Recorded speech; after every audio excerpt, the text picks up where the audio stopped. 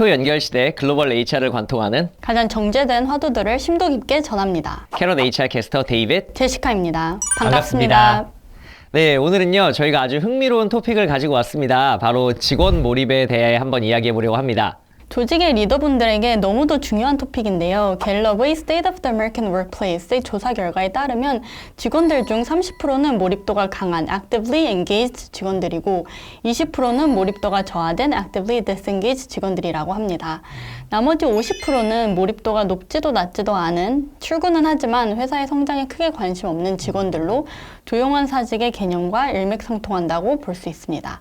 몰입도가 높은 직원들은 기업의 생산성을 200% 이상 향상시킨다는 갤럽 조사 결과에서 알 수 있듯이 몰입도가 높은 직원들은 자신이 하는 일이 가치 있는 일이라고 또 존중받는다고 느낀다고 합니다. 예, 그래서 오늘은 이렇게 회사가 직원들의 몰입을 높이기 위해 노력하는 여러 가지 사례들을 좀 소개해 드리려고 합니다. 먼저 유명 항공사인 여러분들도 잘 아시는 사우스웨스트 에어라인스는 첫 출근일에 이 신규 직원들에게 정말 잊지 못할 기억을 선물해 준다고 하는데요. 바로 레드카펫을 깔고서 입사자들의 온보딩을 격하게 환영해주며 회사의 소속감을 느끼게 해주고 또 이를 통해서 회사에 대한 긍정적인 첫 이미지를 갖도록 돕는다고 합니다. 구글은 직원들 간 유대감을 높이기 위해 사무실 디자인에도 많은 신경을 썼다고 합니다. 직원들이 서로 대화를 많이 하고 상호작용을 하는 접점을 늘리기 위해서 사무실에 암벽 등반을 할 수 있는 공간을 만들었고 이동하며 복도에서 만났을 때 쉽게 소통할 수 있도록 별도 공간을 설계했다고 하네요. 네, 이러한 시도는 가상 공간으로까지도 이어지는데요. 소프트웨어 개발 회사인 게인사이트는 Take Your Pets to Zoom 이라는 이벤트를 통해서 이제 우리가 원격 근무 중에 화상회의를 하잖아요. 이때 자신의 반려견이라던가 아니면 어린 자녀를 팀원들에게 소개하는 시간을 갖고 있다고 합니다. 또 몇몇 회사들은 원격 근무 중 점심 이벤트를 준비해서 온라인에서 함께 식사를 할 수 있도록 배달 음식 바우처라던가 이런 쿠폰을 나눠준다고 하네요. 이렇듯 원격 근무자들이 정서적으로 고립되지 않도록 직원들에게 심리적 안정감을 제공해 주는 것이 정말 중요한 것 같습니다. 맞습니다. 심리적 안정감 못지않게 직원들의 웰빙에 관심을 갖는 것도 중요한데요. 이런 이유로 국내외 많은 기업들이 기업 내에 피트니스 센터를 만들고 있습니다. 그리고 직원들의 정신건강을 챙기는 것 또한 중요한 요소라고 해요.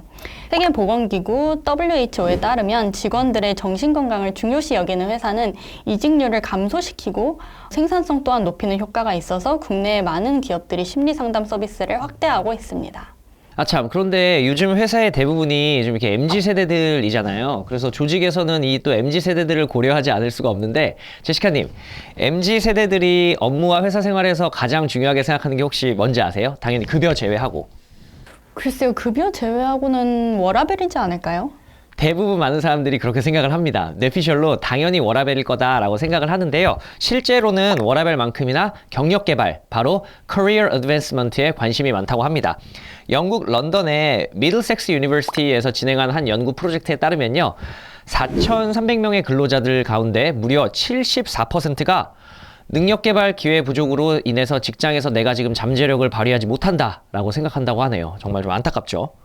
그래서 이번에는 저희가 또 직원들의 경력 개발에 힘쓰며 노력하는 회사들의 사례도 몇 가지 준비를 했습니다. 네, Southwest Airlines의 직원들은 팀원과 장점에 대한 대화를 나누면서 개개인의 강점을 극대화할 수 있는 방안을 함께 고민한다고 합니다.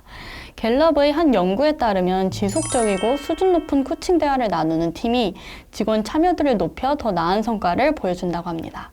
그래서 구글에서도 동료 코칭을 통해 자기 개발의 기회를 주는 G2G, 즉 Googlers to Googlers, 동료 코칭을 하는 것으로 매우 유명하죠.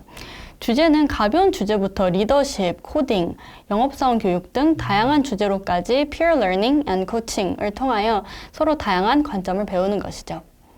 네, 저희도 항상 무거운 이렇게 업무 주제만 많이 이야기하잖아요. 그런데 이런 피어 코칭이라던가 또 이제 피어 러닝을 통해서 저랑 제시카 님도 좀 다양한 방면의 이야기를 많이 좀 나눴으면 좋겠습니다.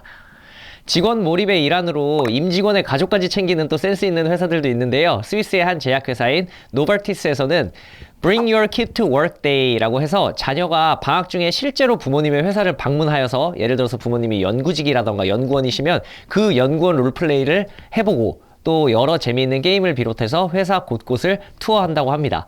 이러면서 부모님이 하시는 일이 회사와 사회에 얼마나 중요하고 가치 있는 역할인지 알아가는 시간을 가지는데 그 목적이 있다고 하네요.